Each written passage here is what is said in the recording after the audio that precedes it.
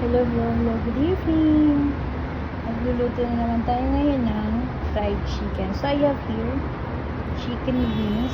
Hinati ko lang siya sa gitna. Mamarinate ko lang ito ng 30 minutes. Pero mas masarap pag overnight.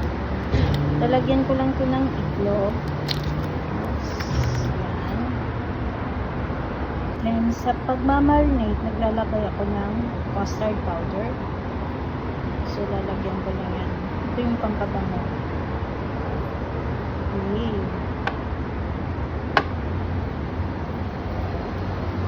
Then,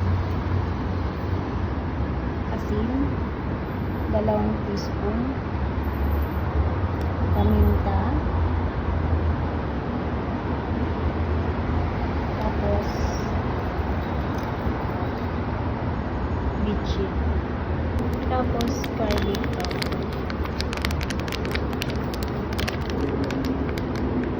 Tansyahan lang ito guys. Yan. Tapos meron din ako dito chicken skin. Isasabay ko na ito sa pagmamarinate. Oops.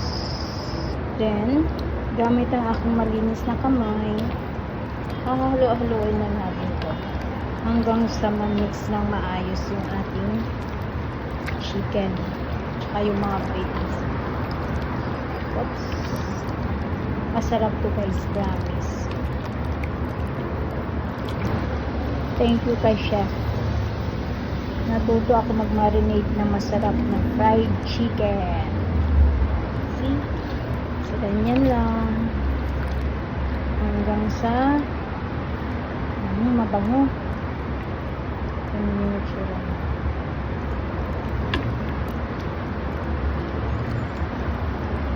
Okay.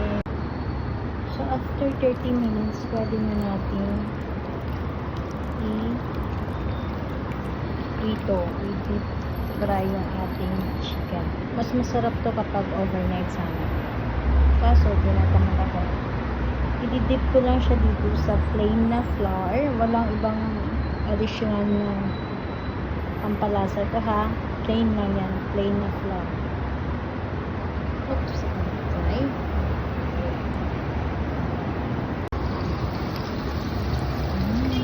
Sarap yan. Dapat yung apoy natin masyadong mahina para hindi masunog. Diba? Ganito lang siya kasi.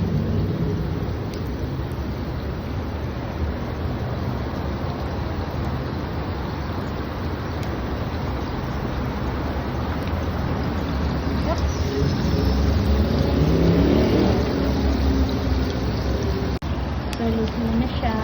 Crunchy na yan guys. Luto na ang aking fried chicken and chicken skin. Tikiman po. Kain na tayo.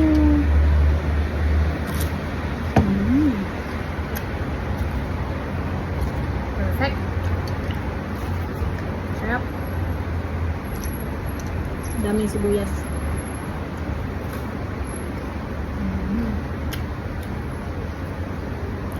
Hang.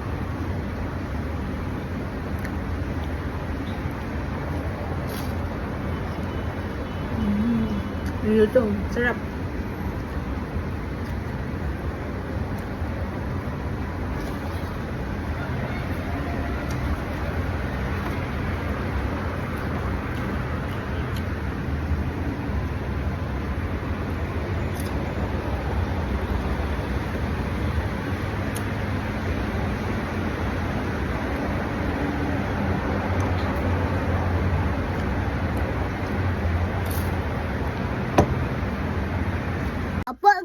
Kasi ito na chicken.